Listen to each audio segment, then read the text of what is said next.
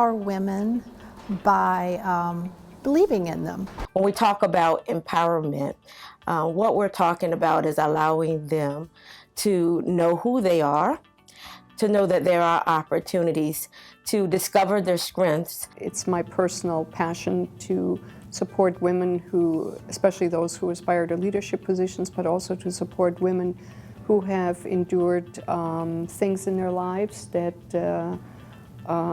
have prevented them from being successful, personally, professionally, in whatever way they wanted to achieve and live life. I empower women by leading by example. As a volunteer, I empower young women by mentoring. I have a young lady that I mentored from Campostella Elementary. She's a 5th grader. We empower women by giving them an opportunity. We give them a foothold. We give them a voice.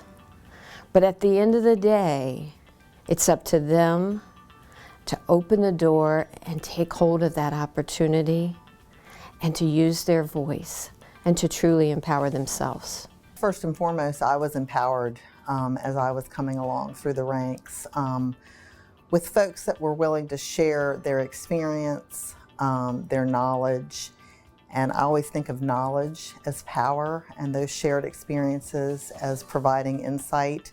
And I like to do the same thing for other women that I work with in the finance industry, as well as other women that I work with from a mentoring perspective and otherwise. I think I empower women by being a good mentor to women who are coming up in the field, law students, new attorneys, and reaching out to other women in the community who just might need a sounding board, and try to provide opportunities for women in the community and professionally.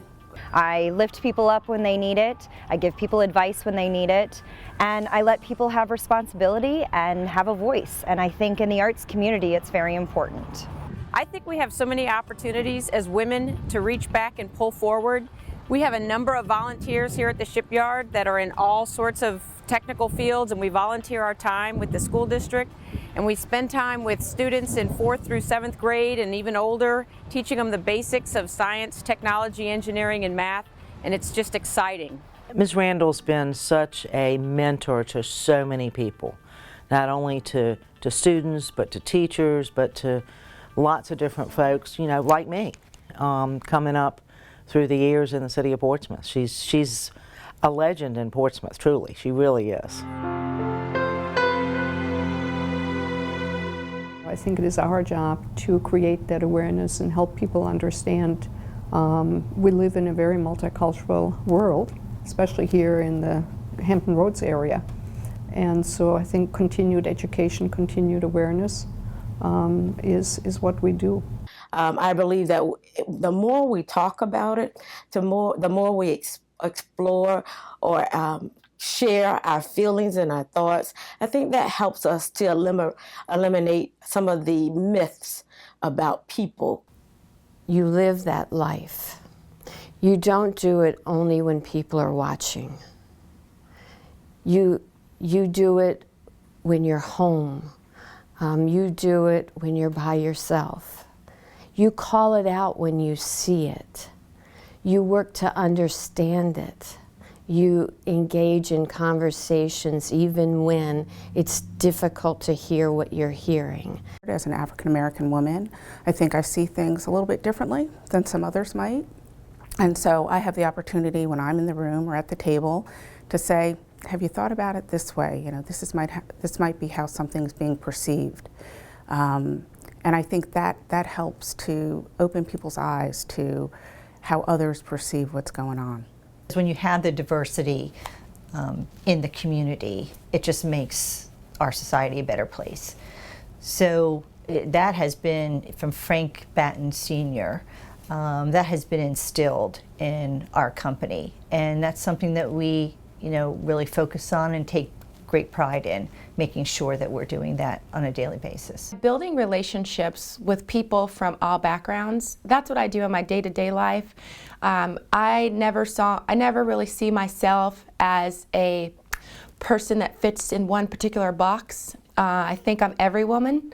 So in that, I have relationships with every woman. We have a lot of underrepresented students, minority students, African American students, and Hispanic students in our region and across the country that just don't have the opportunities that many of us had when we were coming along. And I think one of the things that we can do to change the fortune and change the future of these folks is to make sure that they have the same opportunities we had.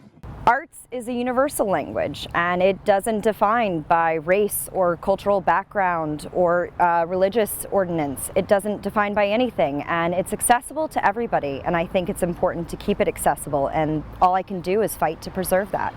What I find not only in the business world, but also with some of the nonprofits that I work for, opening up different opportunities to folks from diverse backgrounds, whether it be race, sex, nationality. It's a much fuller experience. She led a pretty tough time coming up. She was one of the original teachers that during desegregation of the schools in Portsmouth, she was one of the black teachers that went into the white schools. She was very active in her younger days with the NAACP, and she was one of the founders of Church and Community in Action, which is a very prominent group here in Portsmouth. As far as eliminating racism, I like to think I do that because I don't see color. I see everybody the same, but at the same time, I do try to level the playing field where that is possible.